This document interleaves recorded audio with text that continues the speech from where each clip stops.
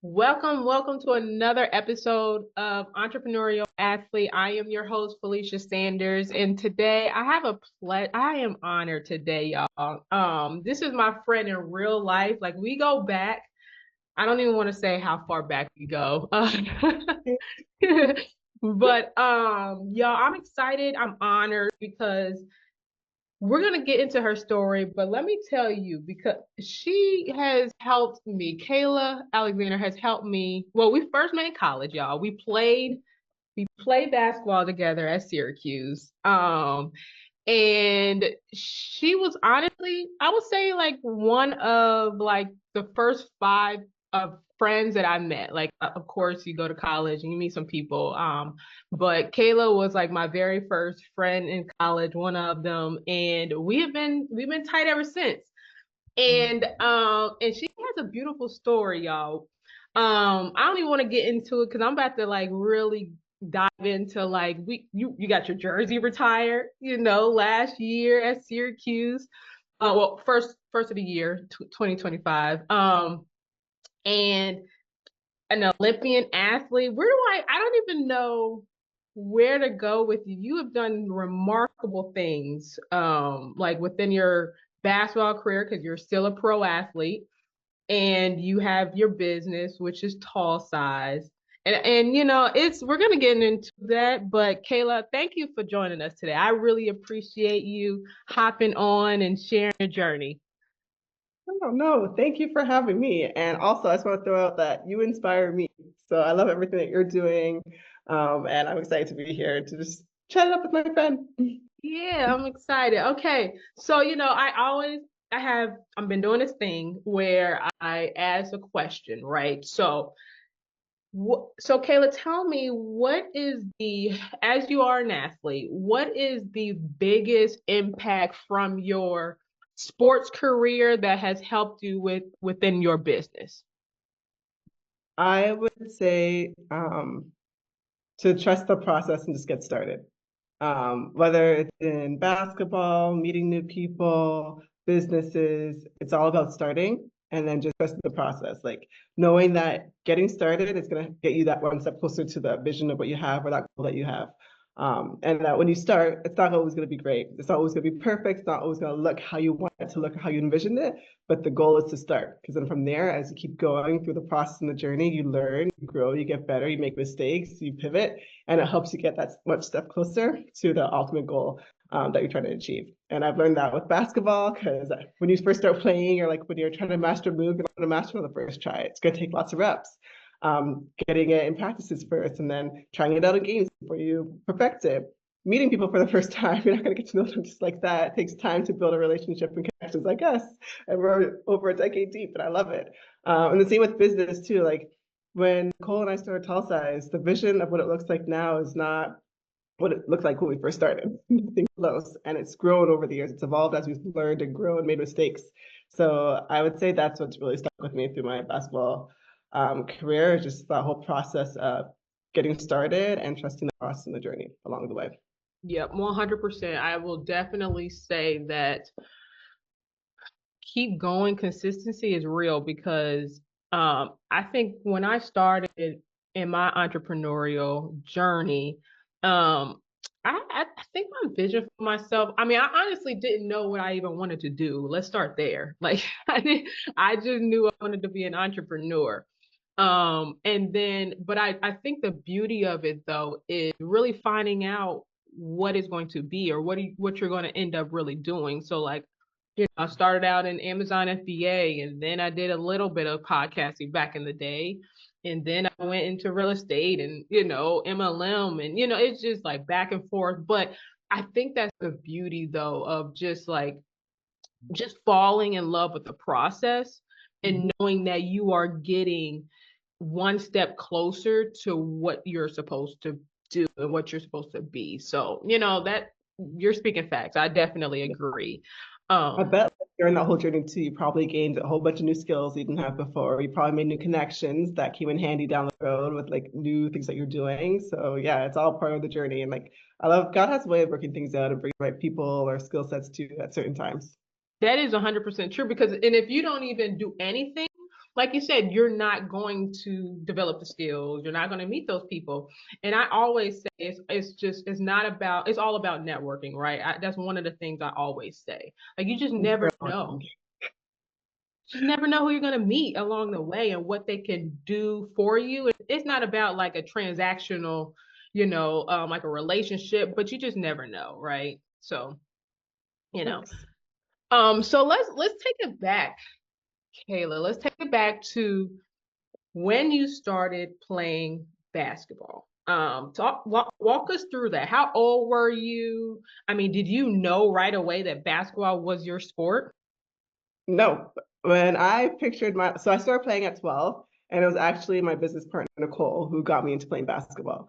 At the time, my family had moved up north to Barrie from Scarborough. I was 12 years old, so going into grade seven. And she came up to me during class, and because she was the tallest girl in school till I showed up, because Nicole's 6'1" now, I'm 6'4". I think I was like 5'8" at 12 years old.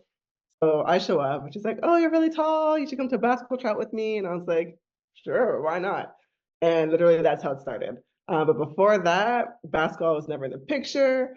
My parents never forced me, never forced me to play.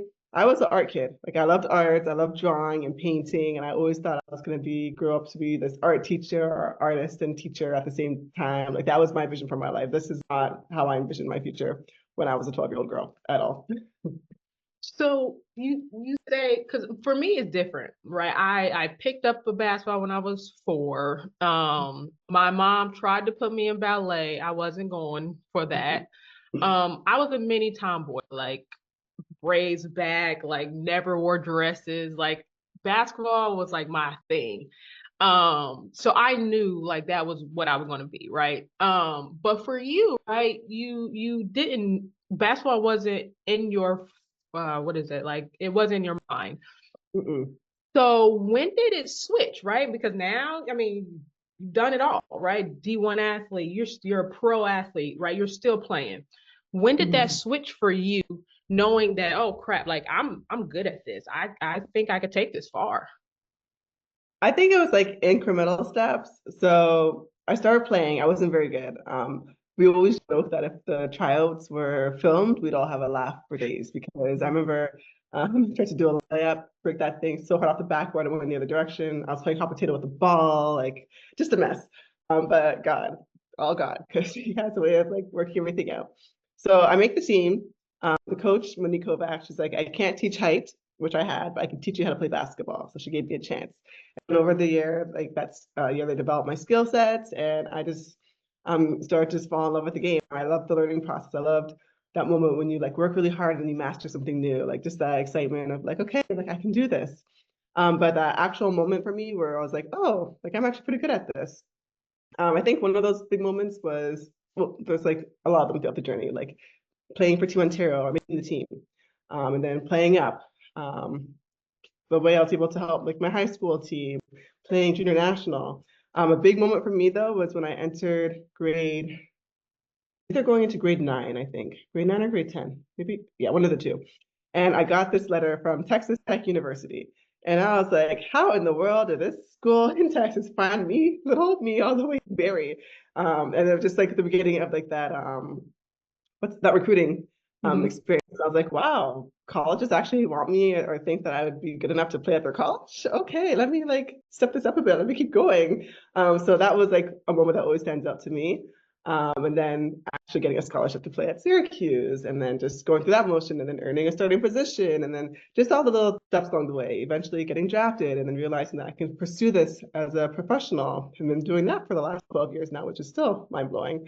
It was just little things along the journey that just kept showing me and reinforcing that, like, you're not bad at this. Like, if you keep working at this, you can take it to like the next level. So, I love that because it's all about like incrementally like just getting better, your vision changes and you're getting more confident in your ability. And I love that.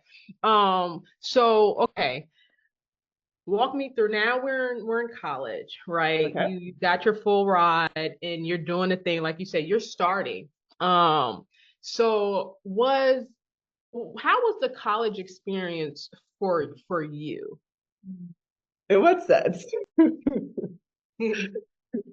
So, okay.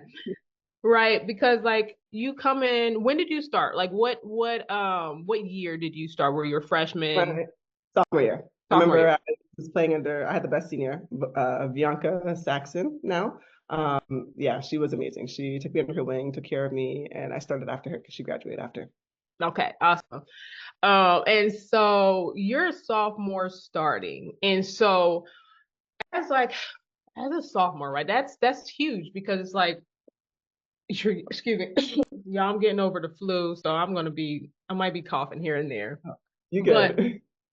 yeah, that's a whole nother conversation. The flu not wiped me out. But um, so you're starting as a freshman. I mean, I'm sorry, a sophomore, and you've watched Bianca, like you watched her start and all the things. Did you have like pressure on your shoulders as you were like, oh crap, like here I am in the big leagues now, and I have to do it now. Did you have any pressure?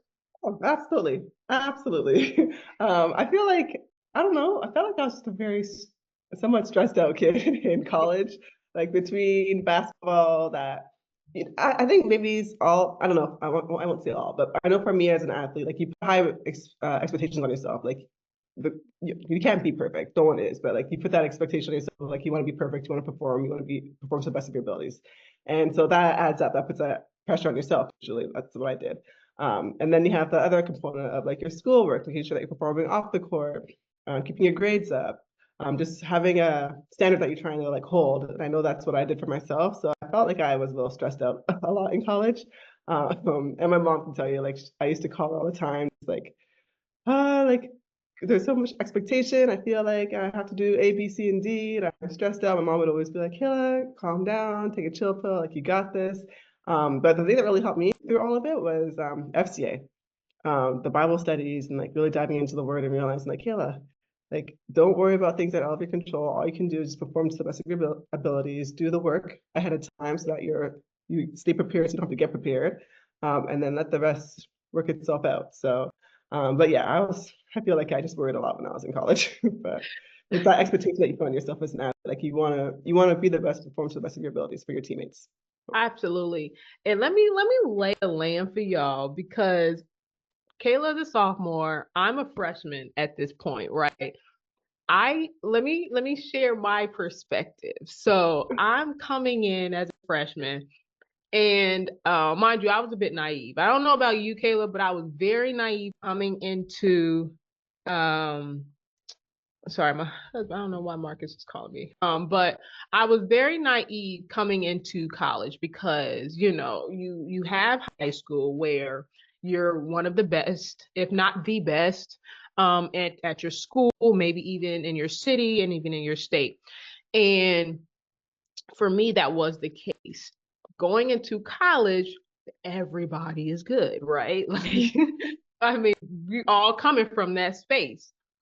And I mean it was weird because I've had coaches tell me like, listen, you get to college, it's gonna be different, right? We all of them are good. Like every single body at that level is good. Even the people that ride the bench, they're still good, right? But I was like, whatever. Like, you know, that was just my thinking. I don't know. I might not have shown that, but in my head, that's what I was like, okay, whatever. So I get to college and I'm struggling. Like when I tell you, just conditioning on its own was just we have so many stories. I remember feeling like, did I sign up for the basketball team or the track team? Like Oh that's how much God, I ran in college. right? We It ran was so much. we ran a lot, but y'all, Kayla, she like you said, what you're 6'4". We're running miles. I don't know. I felt like we were running like 10 miles a day at this point, but we're running outside. I'm a guard. I'm supposed to be in the front. Kayla's a post player. She's a 5'6'4", right? But she's tall, you know. I'm sorry, Kayla, but you're tall and lanky. But you know, Yeah, yeah. um, long arms, and she is in the front with the guards. Yeah, when I tell you, I'm like, how is she doing this? And she has very long strides. Like, and I remember I was just so impressed, honestly. Like, I was just so impressed because I'm like, if you can be in the front, like I know I should definitely be there, but conditioning was one of my struggles.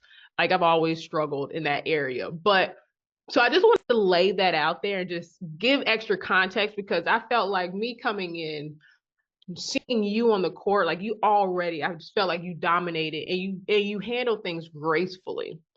And so hearing you say like you've always had pressure on your shoulders and all this and that, like I think you handled it greatly. I mean, like great, not greatly, whatever, great. And so, but you were right though. That pressure is real, and I think even like time management skills are so important, right? Because it's like we Yes. have the 5 a.m. conditioning, then we go into an 8 a.m. Class, and then we have to come back to do more practice, and then we got classes and tutoring and all the stuff, right? But one thing, looking back on colleges, I am grateful that I learned about time management skills. Facts, facts. That comes so much in handy even today. Like, It does, because I didn't realize it until post college that was such an important skill to have. Now that I'm a mother, I'm still working a 9 to 5. I'm building a business outside of that, so it's a whole lot of stuff that you're juggling. But if you don't have that time management skill, you might struggle a little bit. Not saying you can never overcome, but you will struggle. But and I had a point, but but anyways, like time management though is very important. So let's talk about like those foundational like skills, right? I think time management is very important, right? Now what about mindset, right? Because how important is that, going from like just doing all the things that you do? You're very successful in your basketball career and in your entrepreneurship, or in your business as well. How did that play a role, like your mindset, to the success that you have in both areas? ooh, wow.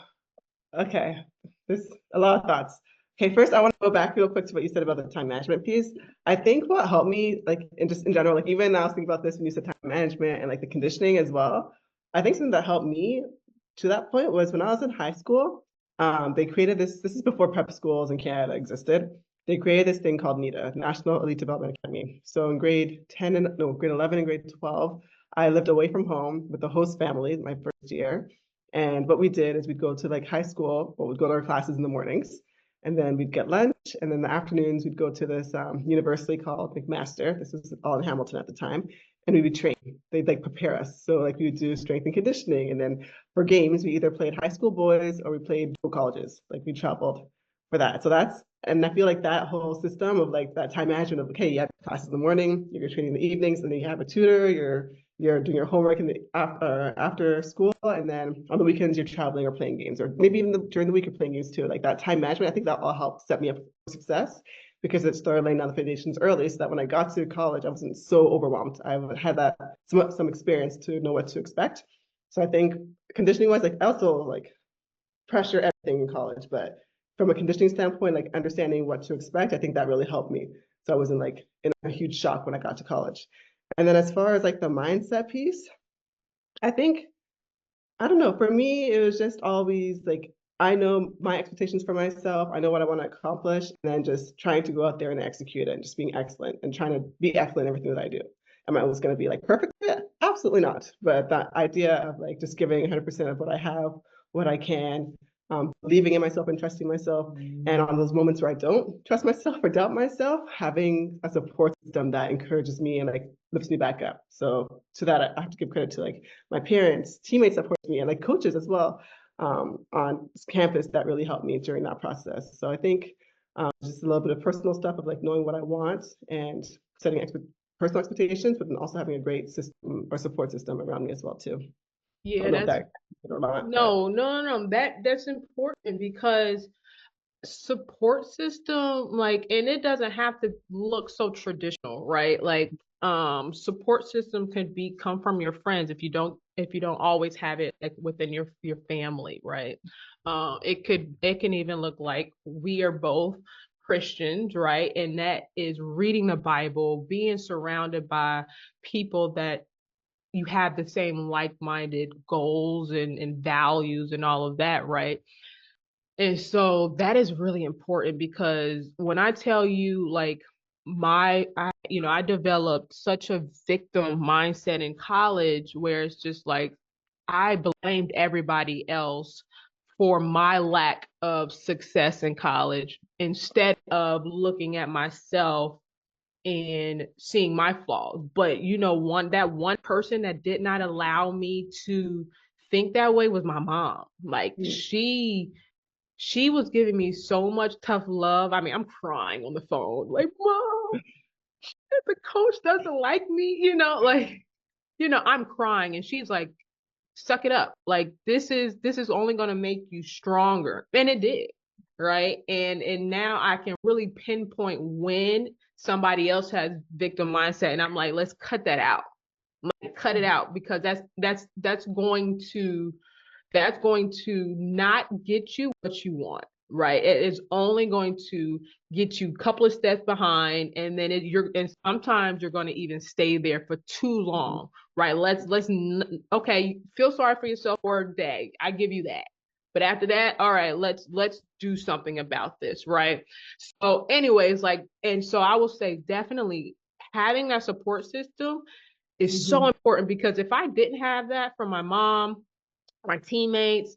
I mean, even going to like just Bible study and knowing that this is not I don't have to stay stuck in this situation. I can get out of this, right? And helping people and having that support system saying, like, Phylesha, get yourself together. Like, come on now, pull it out.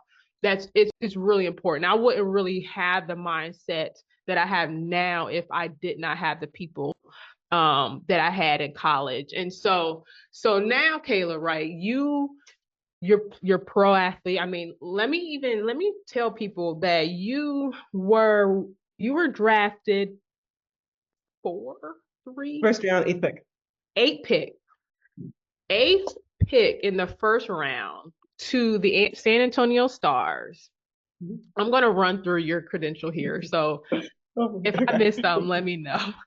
You are a two-time Olympian for Canada.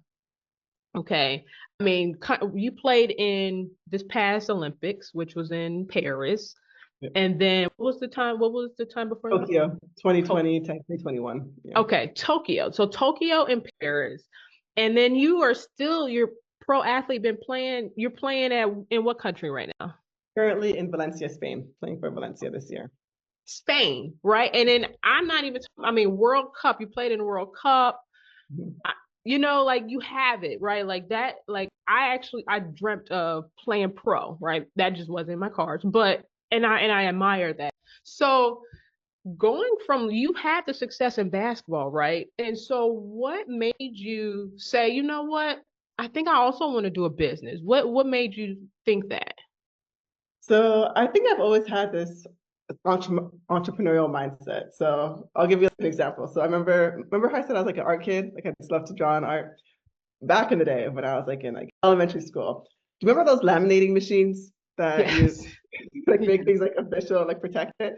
So I would be out here like drawing pictures. I'd create like bookmarks like that, and I would like design them, laminate them, make them all official, and like sell them to my friends. Like that's like my thing. So then when I got pro, I was still into my art at the time. So I started a art business, like an online business where I just drew illustrations, posted them on Instagram, and then people could like go to my website or like DM me and like ask for like customizable cartoons. So I did that for a bit. Then my sister and I, we co-wrote a children's book together. We self-published that. So that's something. And then finally, my friend Nicole, I'll never forget, I was playing in Belgium at the time and she called me just frustrated. She's like, girl, like I'm outside walking my dog right now. My arms, my wrist, and my ankles are freezing. Like my clothes don't fit me properly. Where do you shop? And I was like, girl, welcome to the club. This is the tall girl struggle. So we were just exchanging, like just sharing like where we go to shop. And then she was like, we should try and solve this problem. Like this isn't like a new problem. This has been going on for decades. Like why hasn't someone solved this yet? And I was like, yeah, you're right. So then we started doing some research. And originally the plan was to start our own clothing line. And then through the research, we realized there's a lot of tall brands out there. Most of them are small businesses. So then that's when we decided to pivot. And we're like, what if we were to create like a marketplace where tall women could easily find and shop all their favorite tall brands, one place, one location. And that's how tall size games would be. But I share all these stories to share that I always had that the entrepreneurial mindset. I was always doing different things, to try to do my own thing. But I guess this is like the first business like with Nicole and I where we like we're all in, and yeah, I'm just really proud of it. It's something that we've been doing this is year 4 now. Yeah, oh my goodness, going into year 4. So, but yeah, I've always had that entrepreneurial mindset, which has I think helped get me to this point today. Yeah, that's amazing. And I honestly didn't know that it started out with y'all thought about starting your own clothing brand. Yeah. And so what y'all have been doing this for 4 years now, right? You have your own platform. I'm sure that I mean y'all have been doing like pop-up shops, I've Yep. been seeing, Mm-hmm. which is so cool. And so walk us through like those the 4 years, right? Like we both know entrepreneurship is definitely a roller coaster, a beautiful roller coaster, but it's still nonetheless a roller coaster. Yeah. And so, excuse me. And so like what is it that like really keeps you going, right? Because it's tough. It is tough out here. So like why do you keep doing what you do in your business? Well, the first one for me, and I'm sure Nicole will agree to this too, it's just the passion behind it. Like this is something that affects both Nicole and I, and we want to make sure that this is something that women, young girls, teenagers never have to deal with. I know growing up, I used to feel like the messaging I was getting from the world was like, okay, I'm too big, I'm huge, I'm not. There's something wrong with me. I'm so tall. Like, there's no cute clothes that come in my size. I had to shop in the men's section for shoes, pants. I had flood pants. Like, I was never the trendy or the cute girl, like with my outfits. No, because I had to settle for what. And it can be a little demoralizing, like as a tall woman, like wanting to like come off like beautiful and feminine, and you can't find the clothes to that represent that. So I know that from Nicole and I, we always want to say like we want this to end with us. Like we don't want any other young girl, tall girl growing up and thinking like or having those thoughts just because she can't find clothes that don't fit her or shoes that don't fit her. Like we wanted to make sure like we could end that. So that's the first one. And then just the impact of knowing like the impact that we can have and the impact we have been having. The thing that I love about our business that's two-sided. One, we're helping our customers, like tall women, tall teens, like the emails that we get, the reactions of people walking to our pop-up shops, like they're like a kid in a candy store. They're overwhelmed because they're not used to having so many options that are actually going to work for them. And then it's just funny when you see them go into they have like stacks of clothes in their hands, go into the change rooms, and you hear, oh my goodness, these pants are too long. This never happens. Like that's like the best feeling, just knowing the impact you can have in that sense. And on the other side of that, it's the businesses are able to help as well too. A lot of the tall brands out there were started by fellow tall women. Many of them are Black women as well, who saw the problem, experienced the same problem, and decided that they were going to solve it. And we're able to help like amplify them, get them in front of more tall women, get them in front of their audience, and help grow their brands as well too. And I just love that impact that we're able to have on both sides of it. But it's the passion for me, the passion and the impact that keeps me going. Because I know this is a problem that needs to be solved, and a problem that can have a positive and lasting impact for years to come. So. Yes. And having such a strong why, you have a very strong why in what you do is so important because like when you do run into like it could be anything where it's like you just maybe it's you're not finding the vendors, right? Or the investments that you need to keep your business going. I Like got stories. it yeah, we're gonna talk about that. Like that is real, but knowing that you have a purpose, you have a passion where you are helping other businesses, tall size businesses, small businesses, and even like people like you that are tall and wanting to be fashionable, like you're helping them, right? And it's so important, I think, to really like take a step back as like, as you're the audience that are listening, right? Just to kind of take a step back, really and really like take a moment to think about why you're doing what you're doing. And so I want to ask you because I at one point thought that, well, I thought that passion, you don't necessarily need to be passionate in what your business is. Okay. And, and I don't know, like a part of me, I think that the big picture, I think you need to be passionate in. Like for me, it's helping former athletes start a business, right? Start an online business, but also getting their processes in order, right? Streamlining their process. But there could be certain things about the business that you're not passionate in. Like for Yeah. example, and I think that's where people get stuck, where it's like, oh, I don't like creating content, but so I'm not going to do the business. And it's just like, well, I don't think that's the right mindset. And so I wanted to ask you, like, do you believe that you have to be passionate in what you're doing in a business? Hmm. I I want to say yes, because for me, I am. Because I'm trying to think. Like, I know for me, like, okay, there can be things that you love, but there's gonna be moments where you just don't, you're not in the mood, you don't feel like it. Like that's life, that's human. And I think about this whether it comes to basketball or when it comes to business, because I've had those moments where I'm like, I don't feel like getting up, I don't feel like going to a workout, I don't feel like going to practice. And I have moments where I'm like, I don't feel like doing customer service today, I don't feel like sending emails. And it always comes back to my why, and my why is bigger than me at the end of the day. Like why I Yep. play basketball. Yes, personally, I love the sport and like playing it, but I also love the impact I'm able to have through basketball. Same thing for tall size. I love that this is something that's solving my problem, but it's not just about me. It's about thousands of tall women and millions of tall women across the USA and Canada and eventually the globe. So on those days where I don't feel like it, I don't want to do it, it's not just about me. It's about the people I'm impacting. Yeah, 100. Yep. That's me going. Yep, I totally agree with you. Yeah, it took me some time to really, which it's a part of the journey, right? I think it took me some time to really get here, right? Because when I did MLM, right? That's pretty much where I kind of got most of my, I will say, like my foundational skills when it comes to starting a business. And I think, say what you want, but I think an MLM is really good for people that don't know what they're doing, don't know what they want to do, and they just really need to build their self confidence, even some Mhm. skills, right? And training is really good in the MLM space. I don't care what you say; it's really good. And so for me, like in that space, when I was in that space, you hear all the time, like, people don't want to get an MLM, rightfully so. It has a bad rep. And I used to say, well, you don't necessarily need to be passionate in this, right? Because it's like but it's going to make you money.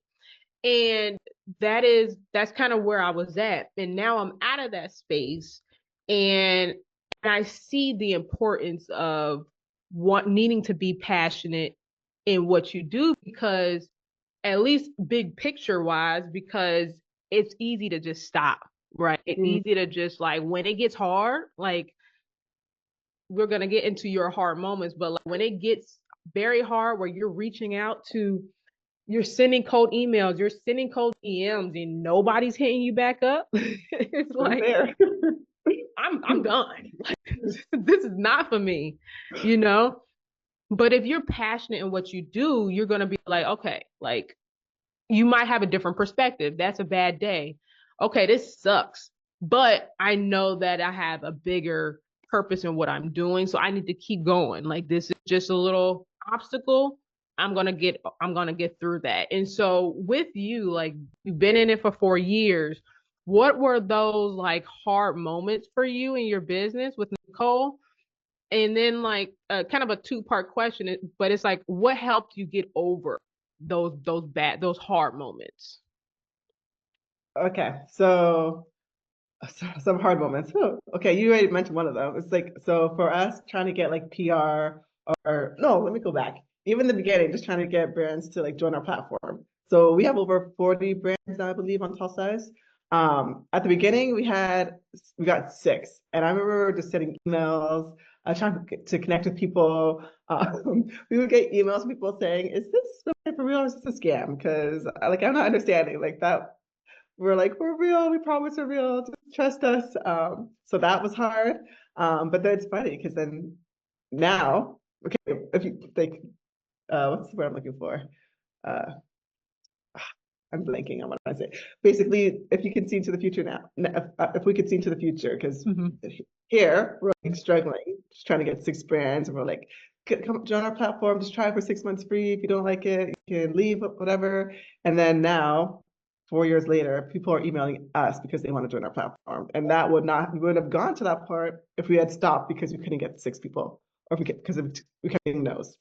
Then also for PR, girl, the amount of emails I have sent to people being like, hey, we're Kayla Nicole, we started Tall Size, we'd love for you to cover us, or would you be interested in coming on, covering our pop-up shop? We just want to spread the word and help tall women discover us so they can know that there's plenty of options for them to shop at.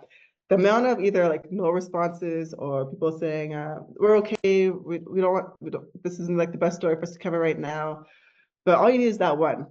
And eventually that one turns into two and then to three, and then we're getting more opportunities. We got some amazing opportunities that I'm so thankful for, both across the US and in Canada. But if we had stopped after we got those first 10, 20, 30 no's or crickets, we wouldn't have seen the success that we've seen so far. What else? Just all other things too, just the mistakes and things that you learn along the way as well. So at one point we were like, okay, we're not doing great with getting us some PR. What if we pay somebody? But we learned, hindsight, that was what I was looking for. Hindsight. We paid someone, like a team, to help us get PR, and they pretty much got us the same stuff that I was getting us. Like it wasn't worth the money, and we realized it was a hard lesson to learn because like so early in our stage with our business, like that's money that we could have really used. But we learned a valuable lesson about just like, okay, better money management, and also like maybe not doing things ahead of its time. Like we were still growing the business. But all of that, the part two part was like what kept us going, Yeah, like how essentially. did you Like overcome that? Like the again, hardship. our drive and our passion and our belief in what we were building, that we knew that we needed to create this. And I think on from the sports world too, because Nicole played basketball as well too. I think it's knowing like from the discipline that we've gained through being in sports, like knowing like to keep showing up each day when you don't see the results that you want, that muscle that you're building. It not only applies to this basketball, but applies to business as well too. Because like if you keep putting the work, you'll eventually see some kind of results. So you'll start pushing the needle, and like you start here, and like you don't, maybe day one it feels like you're in the same spot, but like when you look back, you don't realize how far you've come, and it's because of the work you keep putting in. So I think that helped us. Yeah, absolutely. And kind of to wrap this up, right? I want to, like, you said a lot of good stuff, was just like one thing that really stood out to what you just said is it only takes that one, right? That one client, that one yes to really propel your business, right? Like you can, when I tell you, I've heard so many stories of people where it's like, oh, my whole like business transformed within 3 months, and people don't think that, oh, they got success over within 3 months. They're not seeing the years, right, of hard work and grind that took them this far to get.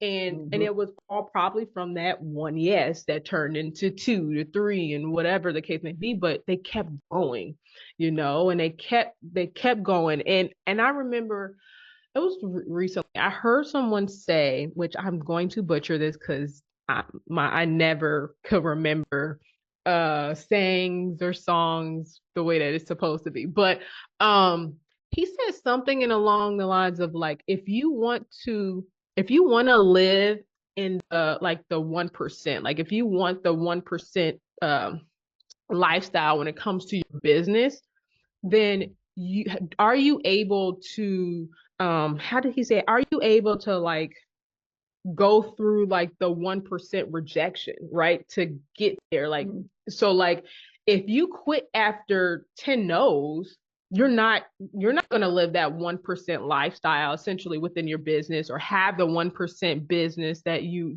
want, whatever the case may be. But it made me think, like, because it is hard when you get those rejections, right? And I was in this little slump where it's like, I'm not posting like for a while, and I got sick and all this and that. But my confidence in myself when it comes to social media plummeted because I'm like, well, only whatever, 100 people saw my video. And it's just like, and I'm not getting an engagement. And it's just like, who cares, right? Just keep going because it only takes that one person to comment, then it's two, and then, and it's just like a compound effect. So, I don't want to go down this tangent, but you were right. Like it really does take only one yes and one person to really help propel your business. And so, kind of as we are wrapping up right now, and going back to like just the last question of this episode, what is it, Kayla, that you want people to just lead? Like, is there anything, any advice you want to give to those former athletes starting a business, or just those people that are listening that are in the world of entrepreneurship? There's a few things for your Mhm. time. Oh, yeah, of The first, course. the first one I always like to share is just start. Just start. Because start with day one, and if you stay consistent and keep going with it, you're gonna get to day 100, and you're gonna see the progress that you made, or like the things that you've learned along the way. Like you can't get here if you don't start with day one, and day one's not gonna be perfect. It's not gonna be pretty, but just start, and you can grow as you keep going. So that's the first one. And then for my athletes, like we have a lot of the skills. Um, like I know for me, sometimes I feel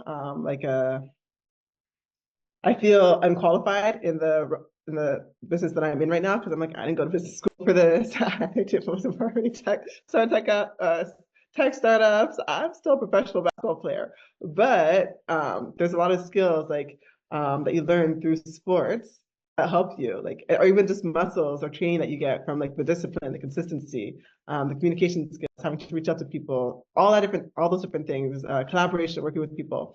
You learn those skills and those are transferable in the business world. So I would say exercise those muscles when you're trying something new. And then also like as athletes too, like we're determined. We are tenacious. Like if we don't know something, like we're gonna keep grinding until we get it or until we learn it. So that all applies in the business world. So don't limit yourself or don't have limiting beliefs about yourself because I know I'm guilty of that at times. Um, but yeah, don't have limiting beliefs because you have the skills like that can be transferable and start. I think those are like the two things I would say. And then also the consistency piece because again, like you can't build anything if you're not consistent. Like you can't start one day and then just give up. So No, all great points. So thank you, Kayla.